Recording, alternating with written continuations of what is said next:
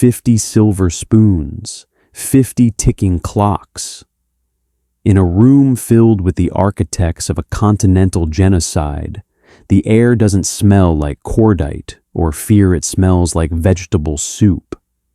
But within 30 minutes, the most feared killers in the Reich will be clutching their throats, gasping for air in a room full of it. It wasn't a tactical strike or a bomb. It was a billion-dollar machine of terror, defeated by a 3-gram vial of arsenic. How did the elite of the SS men who managed the industrialization of death fall at the hands of a 52-year-old nun they treated as furniture? They looked for the enemy in the sky and on the horizon, but they never looked at the woman with the ladle. They ignored Sister Maria Antonina because she was just a servant. Why did the most powerful system of terror ignore the only tactic that could save them? The answer wasn't in the classified vaults, but in the dust of time. March 1945. The city of Posen, Poland, is a landscape of jagged stone and frozen ash. The air tastes of wet soot and the metallic tang of an approaching front. Inside the Sacred Heart Convent, the sacred has long since been scrubbed away. The high vaulted ceilings that once echoed with Gregorian chants now vibrate with the bark of German commands and the heavy thud of jackboots. The convent is no longer a house of God. It is a headquarters for the SS. In the center of the kitchen stands Maria. She is 52, her hands calloused by decades of prayer and labor, her face a mask of practiced neutrality. She is stirring a massive iron pot. The steam rises in thick, humid clouds, carrying the earthy, deceptively comforting aroma of vegetable soup. 50 high-ranking officers, the administrators of the local liquidation programs, are waiting in the dining hall. They are hungry. They are celebratory. They believe the walls of the convent protect them from the chaos of the crumbling Reich. Maria looks through the frost-rimed kitchen window. Outside, the snow is a blinding, pristine white, save for one spot. A young woman, barely 20, is kneeling in the drifts. An SS guard, younger still, stands behind her. There is no trial, no words, just the sharp, dry crack of a Luger, and the girl collapses into the powder like a broken bird. The guard wipes his boots and walks away. Maria does not scream. She does not even blink.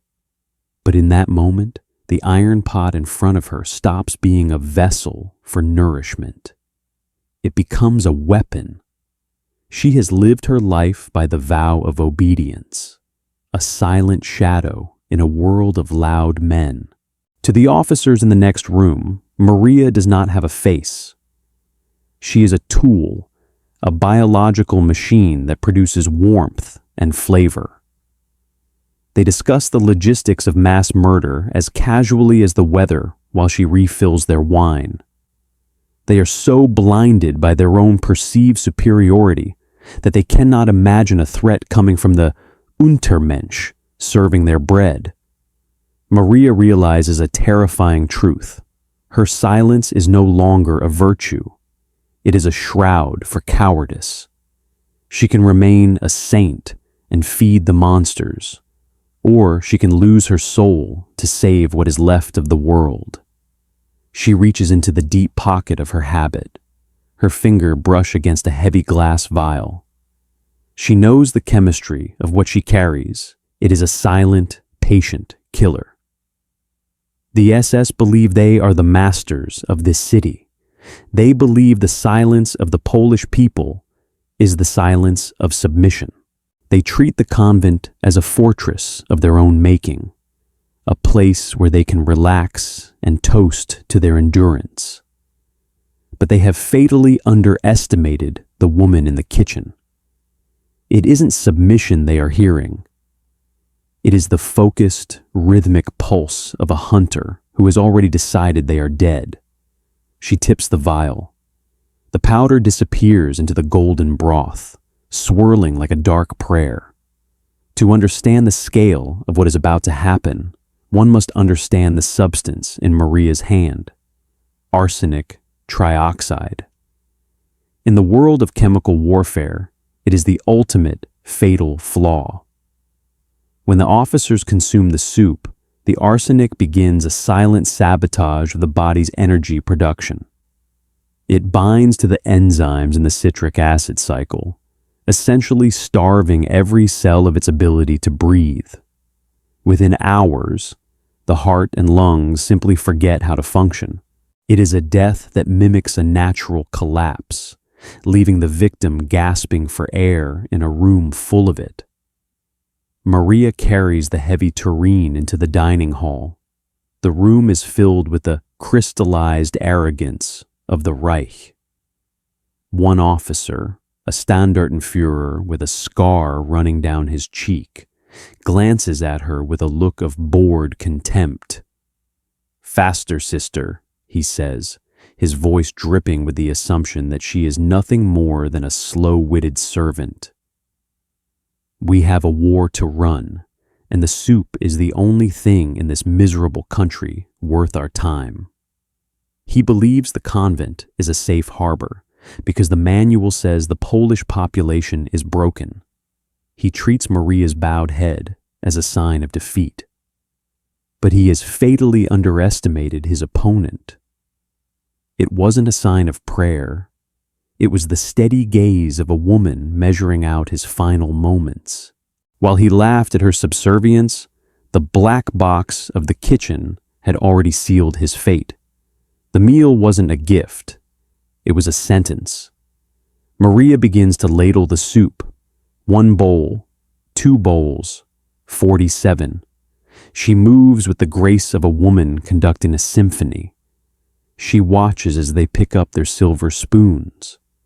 She watches as the first man takes a sip, nods in approval, and asks for more bread. The room is loud. They are toasted to victories that will never come. They are planning the next day's executions, unaware that the mechanism of their own demise is already circulating through their bloodstreams. Maria stands in the shadows of the doorway, a ghost in the machine of their empire. She is the only one in the room who knows that the silence is about to become permanent. While the system screams its triumph in the dining hall, Maria is already moving toward the back exit. She is shedding her apron. She is stepping into the cold air of the drainage tunnels. She is leaving behind a room full of dead men who simply haven't realized they've stopped breathing yet. Sunday morning, March 11th, 1945. The bells of Posen are silent, their bronze tongues long ago melted down to feed the German war machine. But inside the Sacred Heart Convent, there is a different kind of rhythm. It is the sound of 50 silver spoons striking porcelain, a sharp, rhythmic clinking that sounds to Maria's ears like the ticking of 50 tiny clocks. In the eyes of the SS, Maria is not a person. She is movable furniture. She's a background element, as unremarkable as the floral wallpaper or the heavy oak sideboards. To these men, the architects of 1,000 small-town massacres, she is a ghost long before she ever leaves the room. They discuss the final solutions for the local villages with the same dry, administrative tone they use to discuss the quality of the wine. They are masters of the world, and she is just the woman who brings the broth. Maria moves between the tables with the practiced, effortless grace of a liturgical dancer. She does not tremble. She does not look away when their cold blue eyes scan the room. She has spent the last hour in the kitchen, performing a masterclass in psychological discipline. The vial of arsenic trioxide was not merely poured, it was integrated. She stirred the golden liquid with a steady hand, ensuring the white powder dissolved completely, leaving no grit, no metallic aftertaste, no warning to the palate. She treated the preparation of death with the same meticulous care she once gave to the preparation of the Eucharist. This is her final, lethal communion. At the head of the center table sits Obersturmbannführer Steiner. He is a man who treats his own authority as a law of physics. As Maria approaches to refill his bowl, he doesn't even pause his conversation. He is laughing, describing the way a group of partisans, children, mostly had tried to hide in a haystack. The beauty of the system, Steiner, his companion says, is that it is infallible. We have accounted for every variable. The Poles are too broken to resist, and the Russians are still 50 miles away. We are safe in God's own house. He looks up at Maria then, a flicker of crystallized arrogance in his gaze. He reaches out and taps the rim of his bowl with a manicured fingernail. More, sister. Your soup is the only thing in this God-forsaken city that doesn't taste of defeat. Maria bows her head. As you wish, Colonel. It is the only time she speaks. In her mind, she is already elsewhere. While the system screams its confidence in the dining hall, Maria is already in the dark, holding the silence that will save her. She knows what they do not, that the infallible system has a blind spot the size of a kitchen. They looked for the hammer in the hands of soldiers. They never expected it in the hands of the furniture. The fatal flaw is already at work. To understand why these elite killers will never see the sunset, you have to understand the chemistry of their betrayal. Arsenic trioxide is a silent hijacker. Once ingested, it doesn't attack the stomach or the blood directly. It goes for the power plants. It mimics the phosphorus that the body cells use to create energy. The black box of the human body accepts the poison as fuel. The arsenic enters the mitochondria and essentially uncouples the engine. It stops the production of ATP, the currency of life. Within the hour, every cell in the colonel's body will begin to starve in the midst of plenty. His heart will not fail because it is broken. It will fail because it has forgotten how to beat. It is a mechanical failure of the soul. Maria returns to the kitchen. She does not wait for the first cough. She does not stay to see the hammer fall. She knows the arrogance of these men will keep them at the table until the very moment their legs refuse to stand. They believe they are too important to die from a stomach ache. They will blame the wine, the stress, the cold, anything but the invisible woman they ignored. But they have fatally underestimated the ghost in the machine. While Steiner toasts to the longevity of the 1,000-year Reich, the true master of the convent, a microscopic elemental poison, is already unzipping his nervous system. Maria strips off her habit. Underneath, she wears the rugged, nondescript clothes of a peasant. She moves to the back of the pantry, where a heavy iron grate leads to the city's drainage network. The tunnels are cold, smelling of damp earth and old stone, but to her, they smell like sanctuary. As she lowers herself into the dark, a sudden, heavy crash echoes from the dining hall above. It is the sound of a chair toppling over, then another, then the first scream. It isn't a scream of battle. It is a scream of confusion. The elite of the SS are realizing too late, that their bodies have rebelled against them. The dining hall, once a temple of Reich authority, has transformed into a scene of biblical retribution. Men in silver-braided uniforms are clutching their throats, their faces turning a dusky, oxygen-starved blue. They reach for their sidearms, looking for an enemy to shoot, but there is no one there. The enemy has already left.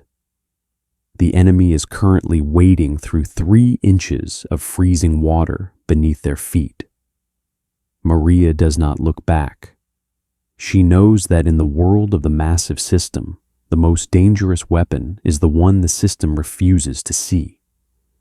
While the officers collapse into their golden broth, Maria is moving through the shadows of the city. She is a shadow among shadows, a whisper in a storm of iron.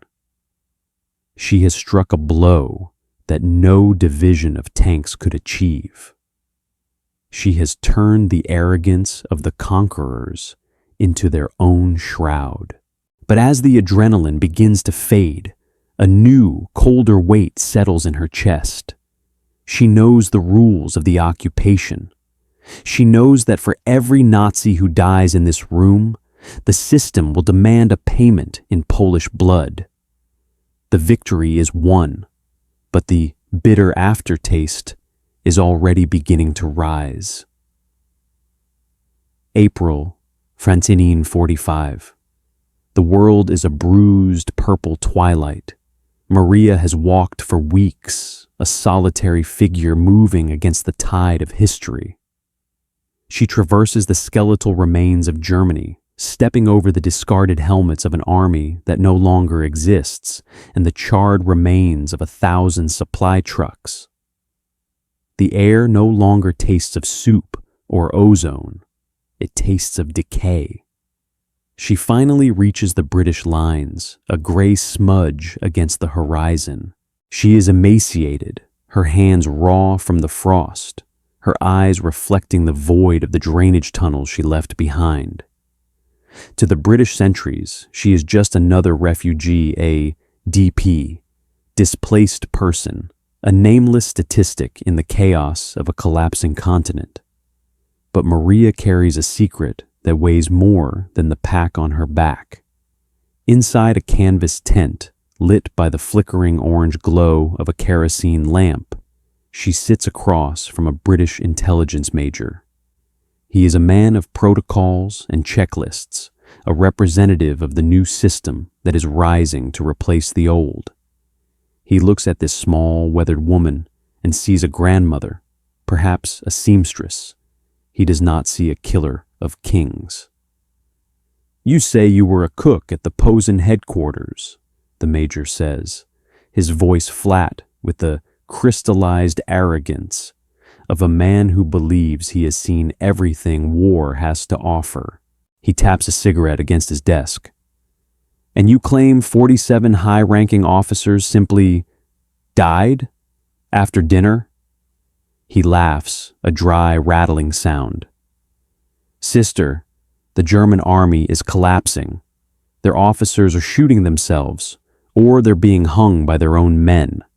We have no record of a miracle in a convent kitchen." He treats her testimony as a delusion of the traumatized. He prioritizes the official reports and the tactical maps over the word of a woman who smells of wood smoke and old wool. But he has fatally underestimated the nature of the war he is fighting. He thinks the front line is made of trenches and wire. He doesn't realize that for Maria, the front line was the lip of a soup tureen. It is only later, as the black box of intelligence begins to process the captured German documents, that the silence in the tent is shattered. A clerk enters with a file. His face is the color of parchment. The major reads. The cigarette in his hand burns down to the filter, forgotten. The report is clinical, written by an SS investigator who arrived at the convent 3 days after the dinner. It describes a dining hall that looked like a plague pit. It speaks of a total failure of internal biological integrity among the leadership. 47 men, the administrators of the regional terror, all gone. But then the major reaches the final page, and the bitter aftertaste begins to flood the room. In response to the poisoning, the major reads slowly, his voice losing its edge. The remaining garrison rounded up 200 civilians from the surrounding streets.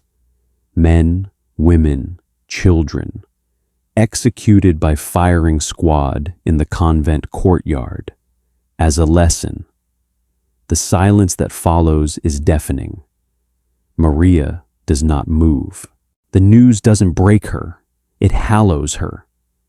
She realizes the cruel irony of her defiance. She had struck a blow against the architects of death, only to have the system she fought respond with the only currency it understood: more death. Her victory cost more lives than it claimed. For every Nazi officer she sent to his grave, 4 innocent Poles were sent to join them. This is the moment of the time freeze. The realization that in the friction between the human spirit and the massive system, the system always demands a blood tax. The British offer her safety. They offer her a new life in London, perhaps a medal, certainly a story that would make her the toast of the Allied press. They want to turn her into a symbol, a piece of propaganda to prove that the little people can win. But Maria rejects the fame. She rejects the recognition. She looks at the major, this man, who represents yet another system of power, and she realizes that the only way to truly win is to step out of the light entirely. She returns to Poland, not to the city of Posen, which is now a cemetery of memories, but to a small, secluded convent in the countryside. She returns to the silence.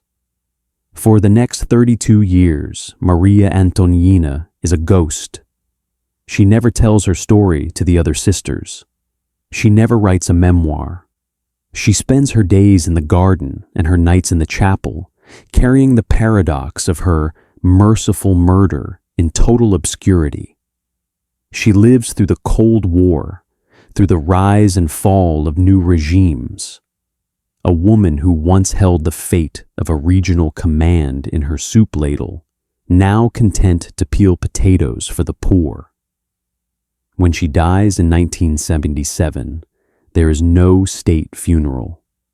There is no monument, just a simple wooden cross in a churchyard that the world has forgotten. Her story remained buried in a classified intelligence file for half a century, a haunting reminder that the most significant blows against tyranny are often struck by those the world has chosen to ignore. As we look at our modern world, we see the same crystallized arrogance in our institutions. We see systems that believe they are too complex, too powerful, or too data-driven to be vulnerable to a single, quiet individual. We believe that history is made by the people on the screens, by the ones with the loud voices and the heavy machinery. But Maria reminds us of the timeless echo. She reminds us that the most powerful systems are often the most fragile because they cannot see the furniture. They cannot account for the person who has nothing left to lose but their soul. Do we see this same hubris in our society today? Are we ignoring the invisible agents of change because they don't fit our definitions of power? History suggests that while the system is building its walls, there is always someone in the kitchen, stirring the pot, waiting for the moment when the laughter stops. If you believe that stories like Maria's deserve to be remembered, join our ranks by subscribing. that we have synthesized this narrative from reputable historical archives and verified sources. However, the fog of war often extends to the history books. If you spot any inaccuracies or have additional details to share, please correct us in the comments. We strive for the absolute truth, and your knowledge helps us get there. Thank you for keeping history alive.